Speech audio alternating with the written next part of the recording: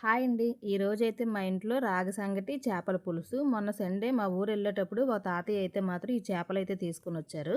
ఈ చేపల పేరైతే సవడ. ఈ తాతయ్య మాత్రం తీసుకొచ్చారు. ఈ తాతయ్య చెరువులో చేపలు పట్టుకొని ఊర్లో అమ్ముతూ ఉంటారనమాట. ఈ చేపలు మొత్తం 4 చేపలైతే తీసుకొచ్చాడు ఆ తాతయ్య.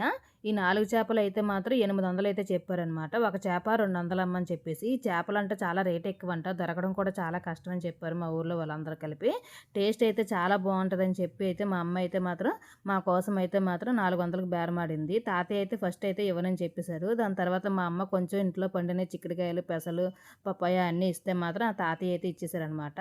ఆ తర్వాత బాగా చేయించేసి పసుపును కొంచెం ఉప్పు వేసి అయితే వైజాగ్ అయితే పట్టుకొచ్చాము. దాని తర్వాత అయితే మాత్రం ఇంట్లోనే చేపల పులుసు, రాగి సంగటి అయితే మాత్రం నేనైతే రెడీ చేశాను.